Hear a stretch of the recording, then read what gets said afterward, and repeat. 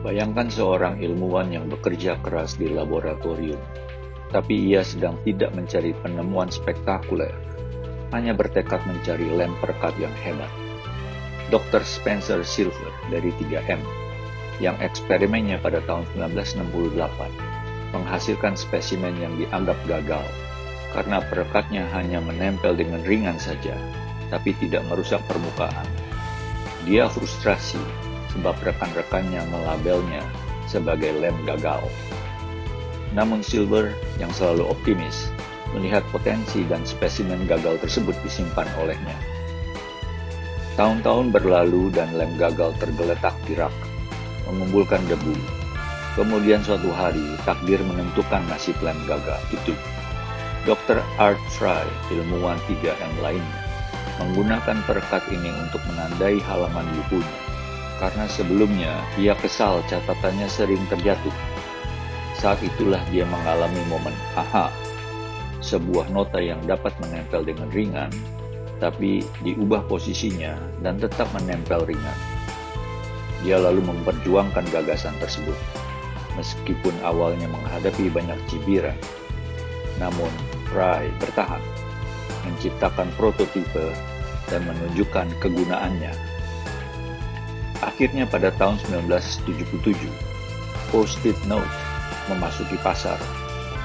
Kesuksesannya tidak terjadi secara instan, namun pelan tapi pasti, para sekretaris, mahasiswa, dan banyak orang lainnya menemukan keajaibannya.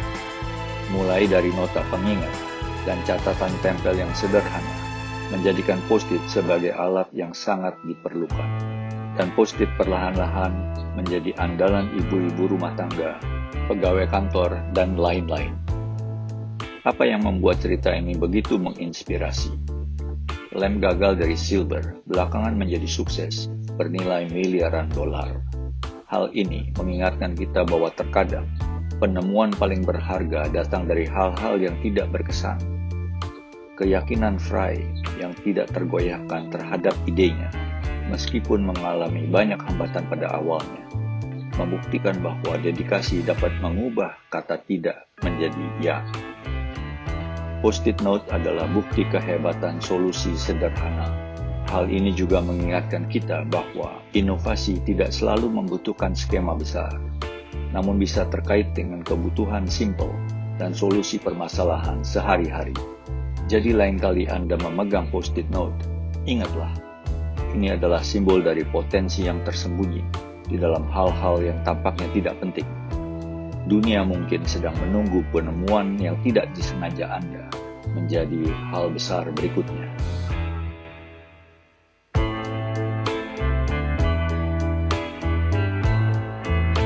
Kisah menarik datang dari orang terkaya di Jepang, namanya Tadashi Yanai.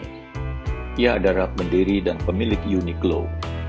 Uniqlo berdiri pada tahun 1984 dan sampai sekarang memiliki 2.400-an gerai di seluruh dunia.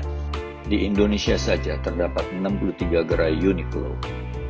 Atas besarnya kerajaan bisnis ini, Yanai dinobatkan majalah Forbes sebagai orang terkaya nomor 1 di Jepang.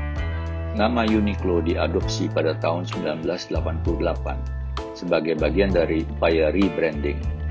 Merek ini awalnya diarahkan untuk nama Unique Clothing Warehouse. Mereka berencana mempersingkatnya menjadi Uniqlo, yang menggabung kata unique dan clothing. Namun pada saat pendaftaran merek, terjadi kesalahan ketik. Huruf C pada Uniqlo salah ditulis sebagai huruf Q, sehingga menghasilkan merek Uniqlo, yang sekarang menjadi ikon. Pendirinya, Tadashi Yanai, bukannya kecewa, justru menyukai suara Uniqlo dan mengadopsikannya sebagai nama merek resmi di seluruh Jepang pada tahun 1988. Meskipun nama tersebut lahir secara tidak sengaja, namun pada akhirnya memiliki arti penting bagi merek tersebut. Nama tersebut sekarang melekat di benak masyarakat dan dapat dengan mudah diadaptasi untuk kampanye pemasaran dan slogan.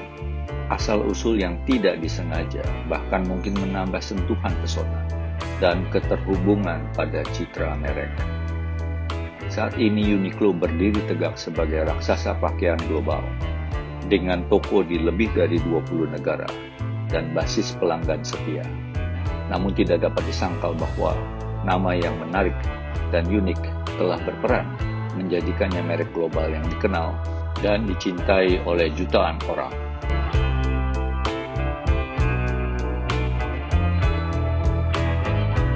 Baik Uniqlo maupun Post-it sama-sama mempunyai perjalanan inspiratif yang lahir dari kesalahan langkah tak terduga yang kemudian berkembang menjadi kesuksesan global.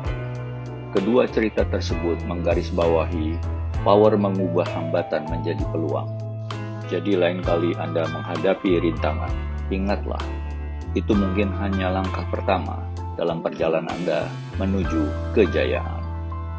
Jika Anda mempunyai kisah inspiratif yang awalnya bermula dari suatu kegagalan, tapi dengan keuletan bisa berbalik menjadi kesuksesan, silahkan share kisah Anda pada kolom komentar, agar kita semua dapat belajar dari pengalaman berharga Anda. Kita sudah sampai pada akhir video. Jika menurut Anda video ini menarik dan inspiratif, silahkan klik like, share dengan yang lain, dan klik subscribe. Terima kasih telah menonton channel kami. Sampai jumpa pada video kami yang lain.